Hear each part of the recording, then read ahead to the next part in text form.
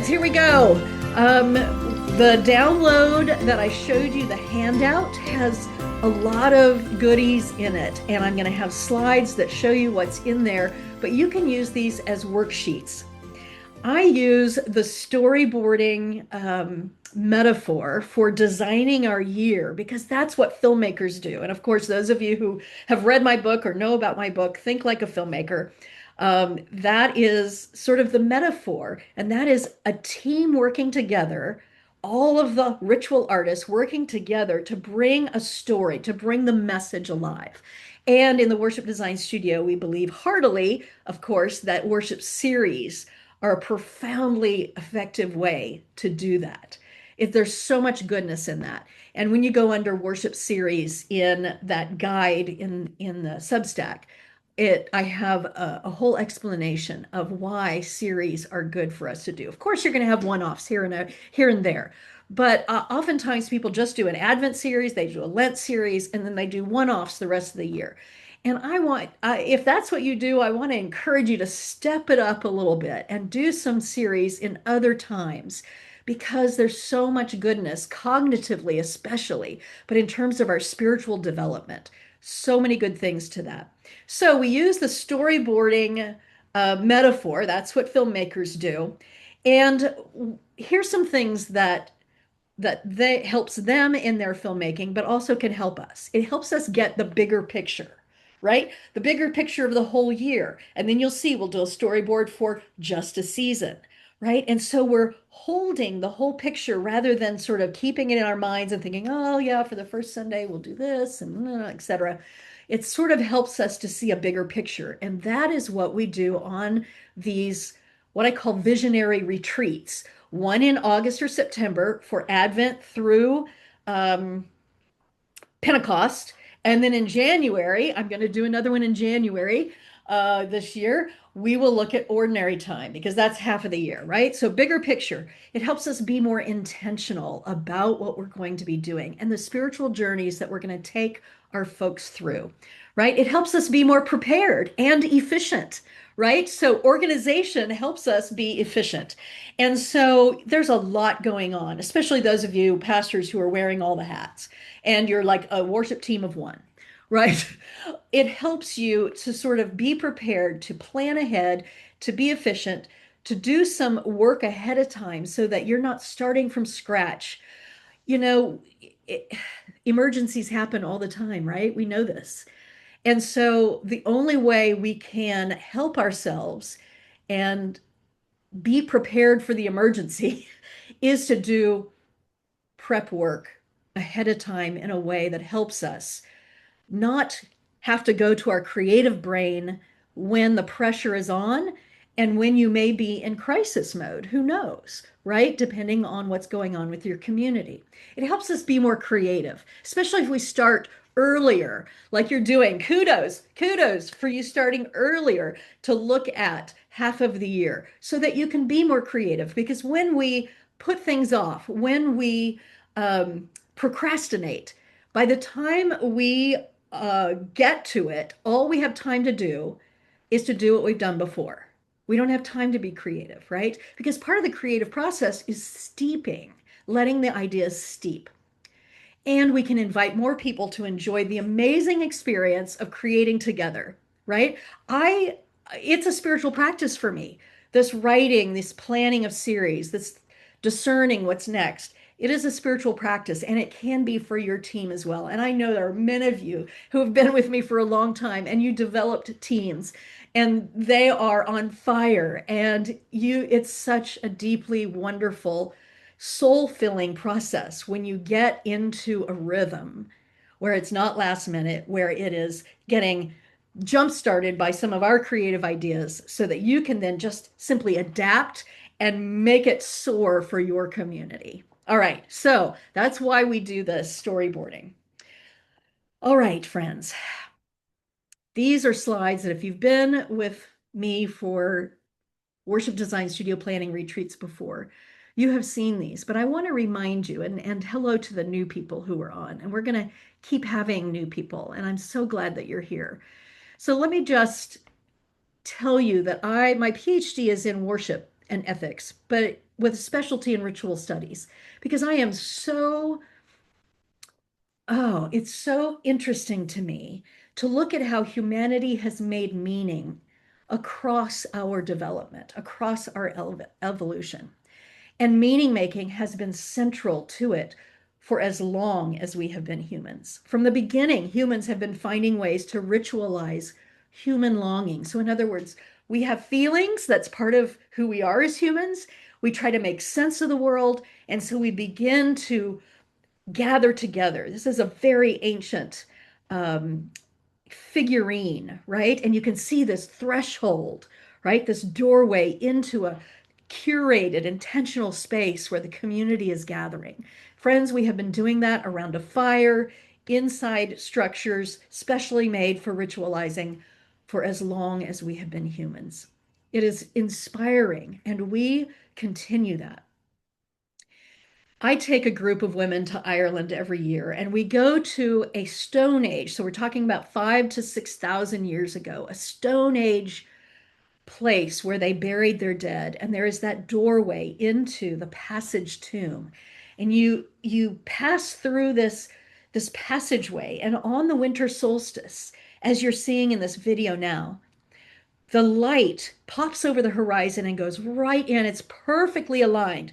These Stone Age people perfectly aligned this so that when the sun comes up on the winter solstice, the longest, darkest day of the year, that symbol of light coming through and hitting the bones of their dead in the center of that mound is that meaning making that says light is greater than darkness, that the light will come again and the days will bring more light.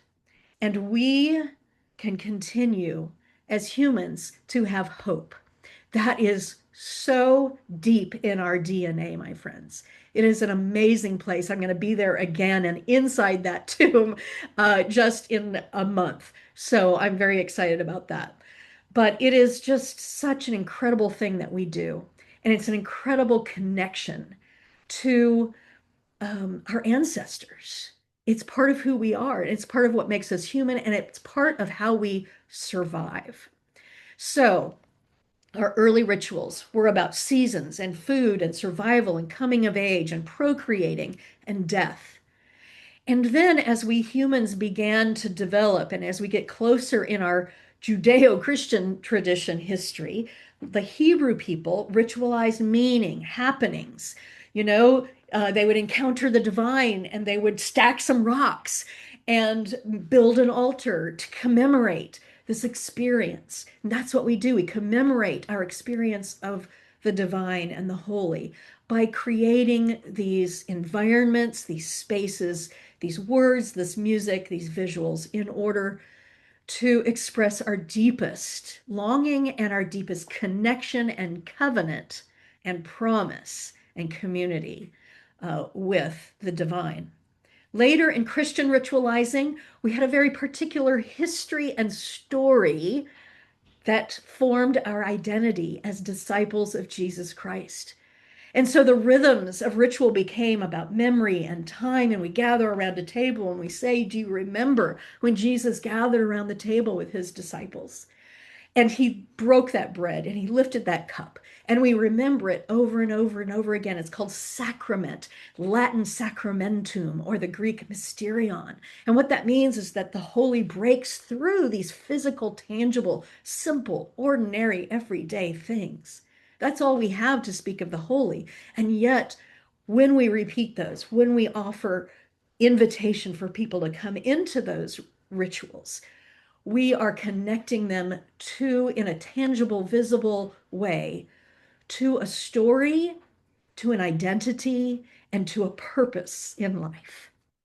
So, still, humans continue to find ways to ritualize human longing, to make sense of the rhythms and the changes of life. This is the way we do it. As a ritual scholar, I know how deeply important rituals are to us. Okay, so rituals can be your cup of coffee in the morning. Rituals can be the way you get ready for bed in the same order every night. Those are rituals of a certain level, but then symbols can take on greater and deeper meaning and more meaning.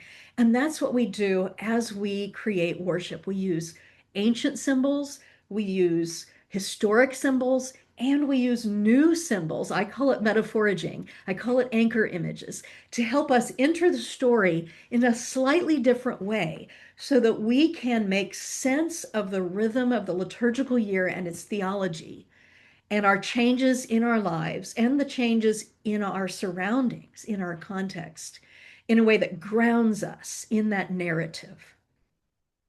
So, friends, today I'm going to talk a little bit here in just a moment about context and calendar.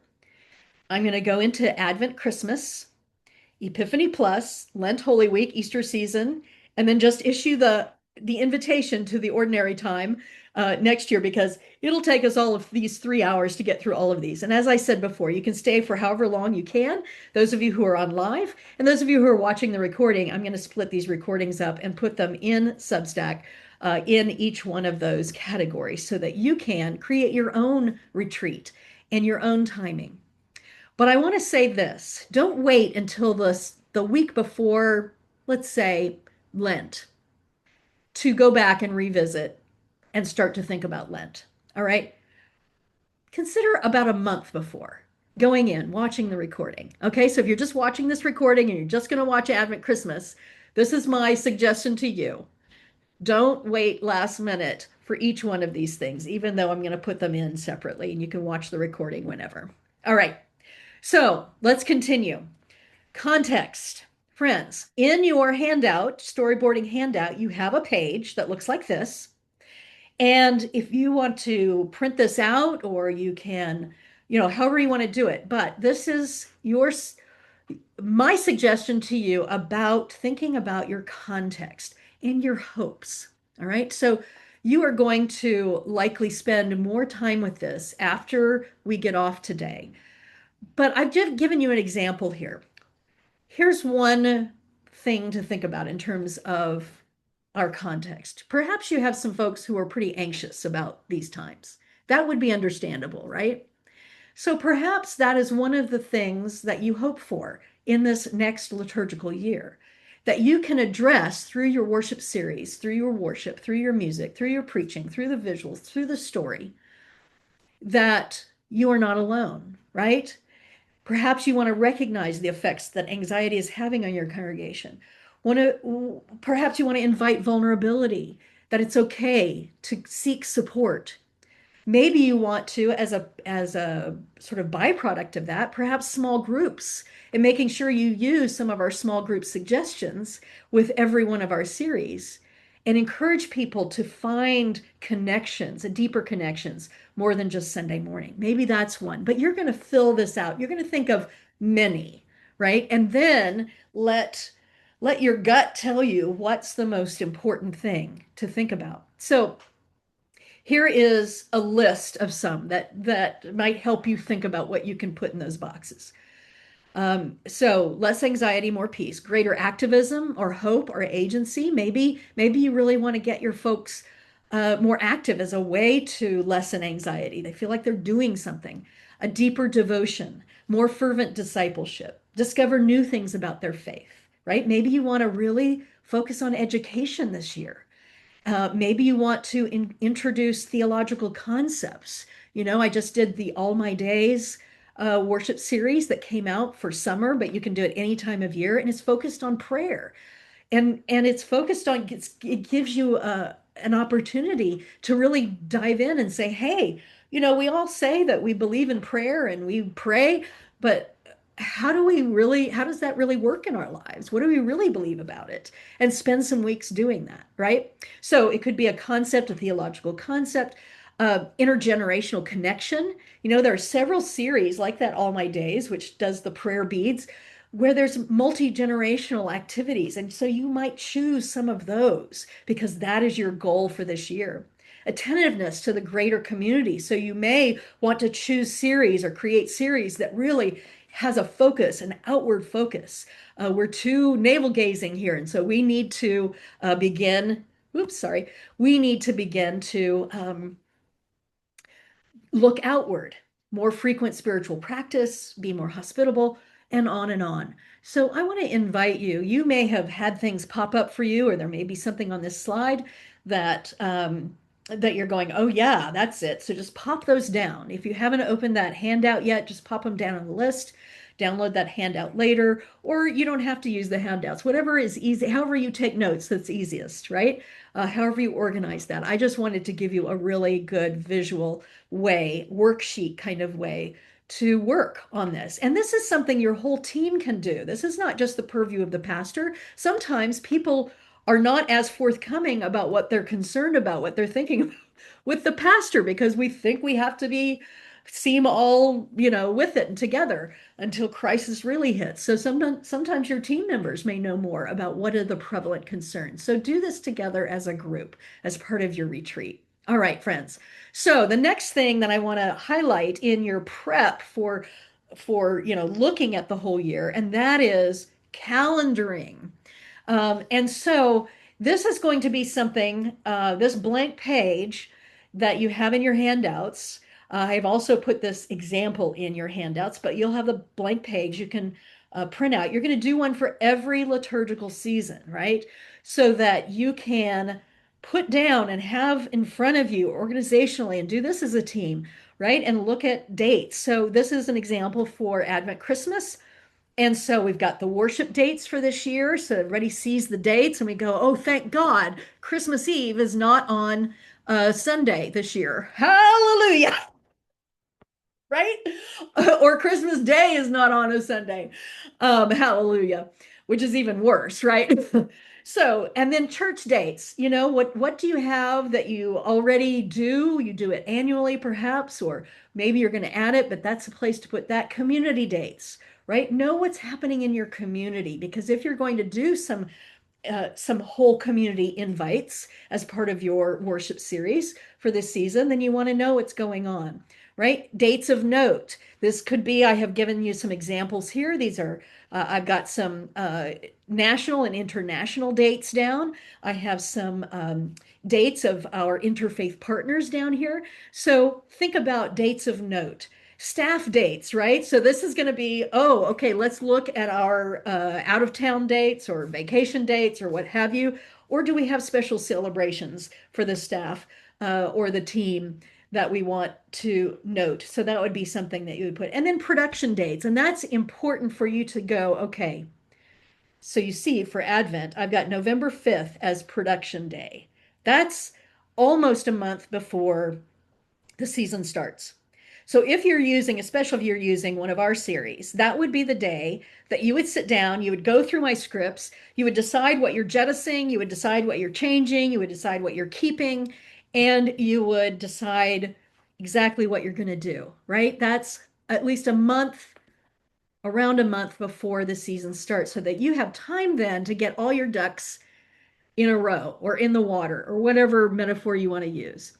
Then I put November 22nd, which is the Sunday, or it's the week before, yeah, I think it's the Sunday before Advent 1, which means you're done with whatever you've done that day, Sunday, and then that afternoon, everybody needs to know, okay, the visual team is going to set up, the media team is going to take some pictures so we can put that in our backgrounds of our slides, and we're going to do a Q2Q walkthrough of week 1 in the space so that we can see what works, what doesn't, what do we need to tweak, not the Sunday of our service. Okay, so calendaring can be such a gift to everyone, because we can be accountable to each other. We can see the big picture. We can be more intentional. And so I want to highly recommend that you do this for every season that's coming up. And that worksheet is in your handouts. Okay, friends. So that's what the blank one looks like. Again, if you need more space, make your own worksheets, but at least you know a lot of the different things to look at. Okay, friends, last thing I'm going to do this hour before I head to Advent in just a few minutes, and that is to remind you about Love One Another, which is my latest series, came out in June. It's a fall series You could actually use it any time of year, but it's a 5 week series that ends specifically intentionally on All Saints Sunday, which is also the Sunday before the election. And so this is meant to help us to love one another through what might be some contentious times. But again, it could be, you could take that fifth one off, use it 4 Sundays anytime. Don't have to do the All Saints one attached with it. It can be complete in 4 Sundays. I'm going to use this to show you how to adapt, especially those who are new to Worship Design Studio. I want you to know how to adapt our series and give you permission, because sometimes I get emails from people, is it okay if I change this or this or this? Um, and yes, absolutely it is. So the Love One Another series, it uses that last scene of Jesus with his disciples at the Last Supper, his famous last words, and central among those was to love one another. How do we get through hard times? We love one another and we replace othering with neighboring. That is the main message. Heeding Jesus' famous last words, getting through tough times requires community. And that picnic table is my anchor image. So you might want to host a longest table event. And I just did a webinar this summer that tells you all about how you can host a longest table event. It has been such a blessing to communities across the country already. And it's very simple to put together. And so I have a whole webinar about that. Now, about adaptation. You might decide, no, we don't have access to enough tables to make a whole line of tables down a street, or it's just too much for our little church to put on. You might just have a potluck, right? Or you might, as part of the series, be more intentional about dedicating, contributing food to the food bank, whatever it is. But you will take my ideas, like this longest table event, you'll watch the webinar, you'll go, oh, yes, we could totally do this, and you will follow the steps to do it. Or you'll say, oh, that's just too much for us, and you will adapt, right? So just look at all my ideas and then adapt to your context. That is the main thing. Let me just play a little bit of this for you, just so you can get a sense of the longest table. Elevate your love. Elevate your love.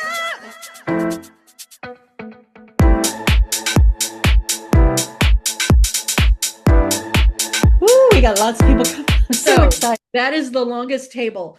You will watch that webinar and you'll find out all about it. It's super cool. And the Longest Table community, it's an actual nonprofit organization that I've partnered with, and they will help you all along the way. Now, here we are on the Pinterest page for Love One Another. Every one of our series has a Pinterest page. And so as part of your adaptation, you're going to look at the visual and media arts document, and you are going to take a look at our Pinterest board. Now you see, oh my gosh, there's so many cool things for Love One Another series. You can paint on all kinds of things, including tables, picnic tables. You may have a carpenter. You may have carpenters in your congregation that would find it easy to teach the youth, to have a teaching day about how you make a picnic table. Then you might make several of them, and you might donate those to different nonprofits or various places where they could be utilized by people, various neighborhoods outside your church.